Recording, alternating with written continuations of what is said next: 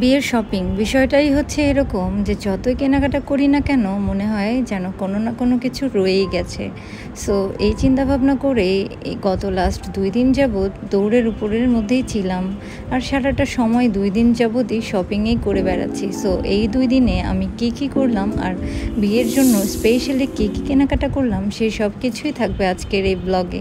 আশা করছি সবাই অনেক বেশি ভালো আছেন, আমিও আলহামদুলিল্লাহ আপনাদের দোয়ায় অনেক ভালো আছি। সো দিনের শুরুতেই আসলে দিনের শুরু বললেও আমার বাসা থেকে বের হতে দুপুর 2টা বেজে যায়। আমি যতই চেষ্টা করি না কেন দুপুর 2টার আগে আর কোথাও যাওয়া হয় না। যাই হোক 2টার সময় বের হলে ট্রাফিক ঠেলে জায়গা মতো পৌঁছাতে তো মিনিমাম 1-1.5 ঘন্টা রাস্তায় ট্রাফিক জ্যামেই খেয়ে ফেলে। আর তারপরে আর বেশি সময় থাকে না, আর একটা শপিং মলে তো আর সব কিছু থাকে না, বিভিন্ন জায়গা থেকে বিভিন্ন জিনিস কিনতে হয়। সো আমি সর্বপ্রথম চলে আসি বসুন্ধরা সিটিতে।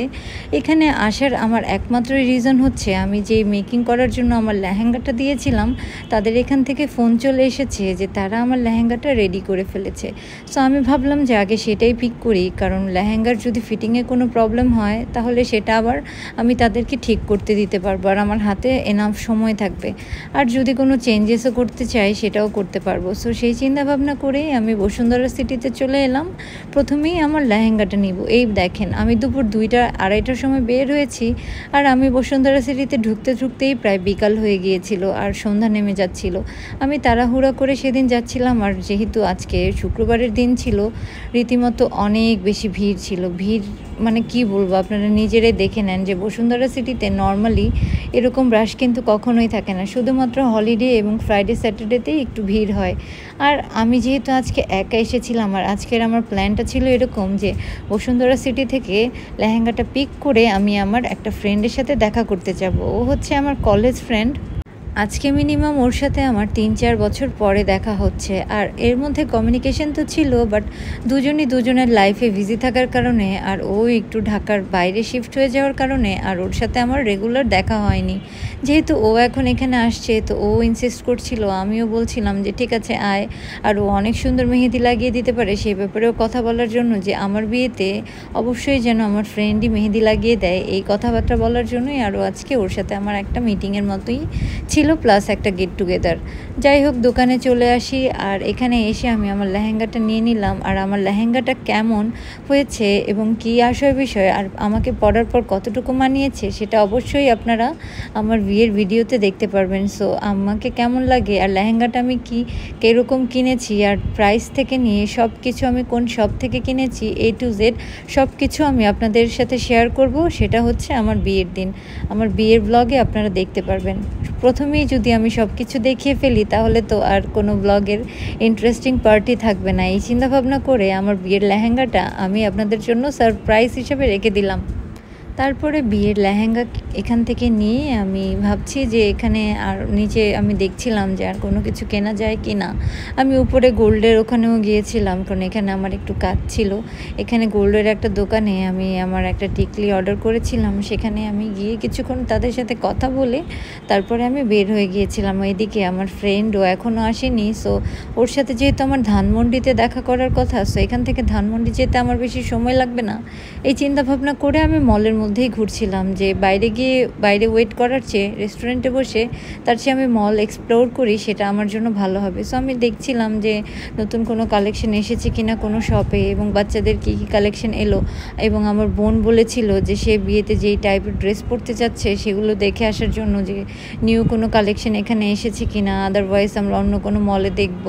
যাই হোক এখানে ওভারঅল আমার কাছে ঘুরে যা মনে হলো যে বসুন্ধরা সিটি মল এখন মানে অ্যাভারেজ মল হিসেবে পরিচিত হয়ে গিয়েছে। মানে সব টাইপের মানুষই আসে, কেনাকাটা করুক বা না করুক, প্রচুর ভিড় থাকে এবং অনেক টাইপের লোকজনই আসে এখন দেখি। আমার যা মনে হলো একটা সময় ছিল যখন মানে খুব পশ পাবলিকরাই বসুন্ধরা সিটিতে আসতো, যখন ছোটোবেলায় আমি দেখতাম। ফার্স্ট যখন বসুন্ধরা সিটি মলটা ওপেনিং হয় তখন আমি ক্লাস 6-এ পড়ি, মেবি 5 বা 6-এ পড়ি। তো কোনো একটা ঈদের ড্রেস আমার আব্বু এখান থেকে আমাকে কিনে দিয়েছিল। মল থেকে বের হয়ে আমরা দুজনই একসাথে একটা রিক্সা নিয়ে তারপরে চলে গেলাম একটা ক্রিমসন কাপে। তো সেখানে বসে আমি আর মানে ওর সাথে কথাবার্তা বলে আর ওর কোনো শ্যুট আমি নিতে পারিনি, তাই আপনাদের এখানে আমি পিকচার অ্যাড করে দিলাম আমার ফ্রেন্ডের। সো এখান থেকে আমি বাসায় চলে যাই, আর নেক্সট ডে মর্নিং তো বলবো না অবশ্য, এখন হয়তো দুপুর 1টা বা 1:30 বাজে আবারও মার্কেটে চলে আসি। আর আজকে চলে আসছি গাউসিয়া মার্কেটে। এখানে আমি আমার লেস কিনেছি সেখান থেকে, আর তারপরে হঠাৎ করে আমার ফিয়ান্সেও আমাদের সাথে জয়েন করে আর বলে আজই আমার ঝামেলাটাও সেরে ফেলবো, যে আমি আমার বিয়েতে কী পরবো সেটাও আমি নিয়ে নিলাম। এতদিন যেহেতু একটা কনফিউশন ছিল যে আমি আমার লেহেঙ্গার কালারের সাথে কালার কম্বিনেশন ম্যাচিং করে ওকে কেনাবো, এই চিন্তাভাবনা করে ওর শপিংটা আমি হোল্ডে রেখেছিলাম না। যেহেতু এখন আমার লেহেঙ্গা অলমোস্ট রেডি হয়ে গিয়েছে, তাই আমি একটু কম্বাইন চিন্তাভাবনা করে এই ড্রেসটা ওকে ট্রায়াল দেওয়ালাম। আর তারপরে আমার কাছে এটা ভালো লেগেছে, আর এরকম আরও কয়েকটাই ট্রায়াল দিয়েছে। আর তারপরে এখান থেকেই একটা শেরওয়ানির স্যুট কিনে আমরা মানে কেউই লাঞ্চ করিনি, আর এর মধ্যেই এতগুলো সময় পার হয়ে গিয়েছিল, তো সবাই ক্ষুধার্ত ছিলাম। খাওয়া দাওয়া সেরে তারপরে ব্লগ করার চিন্তাভাবনা আসলো যে এখন শ্যুট করি, তাই আর তখন সময় মতো আমি খাবারের ক্লিপটা নিতে পারিনি। পরে শেষে আমি দেখিয়ে দিলাম যেখানে আমরা খাবার দাবার খেয়ে পাশে ইস্টার্ন মল্লিকা থেকে আমি ভেবে রেখেছিলাম যে আমার বিয়ের পার্টস বা পটলি ব্যাগ যেগুলোকে বলে, বা আরেকটাও নাম আছে, এগুলো প্রায় অনেকগুলোই নাম আছে, আমি আপনাদেরকে ব্যাগগুলো দেখাচ্ছি।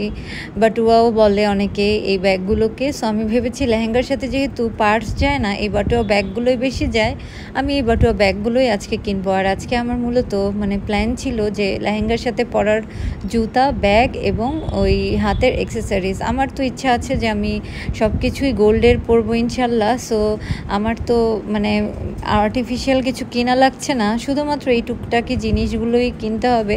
আর আমি ভেবেছি যে এক হাতে গোল্ড পরবো আর এক হাতে আর্টিফিশিয়াল চুড়ি পরবো। সো সেই চুড়িগুলো যদি সময় পাই তাহলে আজকে আমি কিনে ফেলবো এই চিন্তা। যাই হোক, আমার মানে ব্যাগটাই চুজ করতে অনেক সময় লাগছিল, আমি অনেক কনফিউশন হচ্ছিলাম, আর আমার কালার কম্বিনেশনের সাথেও ম্যাচ হতে হবে, প্লাস আমি একটু ইউনিক কিছু খুঁজে চেষ্টা করছিলাম। বসুন্ধরাতে আমি অনেক খুঁজেছি, আসলে বসুন্ধরাতে আমার ব্যাগ এবং জুতার কালেকশন খুব একটা ভালো লাগে না, আর অনেক খোঁজার পরেও আমার মন মতো আমি পাইনি, তাই আমি ইস্টার্ন মল্লিকা থেকে এসেছি ব্যাগ কিনতে। আমার কাছে মনে হয় এদের এখানে ব্যাগের কালেকশন মোটামুটি বেশি, আর ব্যাগের দোকানও অনেকগুলো। সো এই ফার্স্টে এই দোকান থেকেই আমি কয়েকটা ব্যাগ দেখলাম। এখানে মোটামুটি তাদের ভালো হিউজ একটা স্টক ছিল ব্যাগের, অন্য অন্য দোকানের তুলনায় আমার কাছে মনে হয়েছে তাদের এই দোকানেই বেশি ব্যাগ ছিল। তো এখান থেকে ব্যাগগুলো দেখছিলাম। সো আমার এখান থেকে একটা ব্যাগ পছন্দও হয়েছে। আমি তারপরে তাদের কাছে দাম জিজ্ঞেস করার পরে আর আমার সেটা কেনার ইচ্ছা হয়নি, কারণ ব্যাগের দামেই সব টাকা শেষ হয়ে যাওয়ার মতো অবস্থা। যাই হোক, তারপরে আমি আবার চুড়ির দোকানে চলে আসি।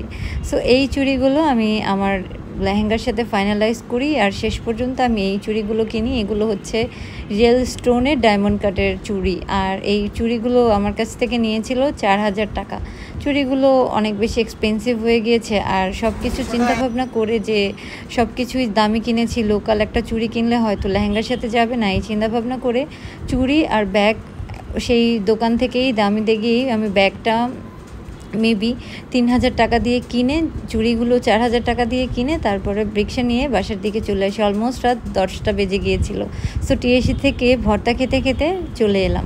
ব্লগটা যদি ইনফরমেটিভ এবং আমার ব্লগ যদি আপনাদের কাছে ভালো লেগে থাকে, প্লিজ সবাই আমার চ্যানেলটিকে সাবস্ক্রাইব করে দিবেন এবং বেল আইকন বাজাতে একদমই ভুলবেন না। Thank you for watching.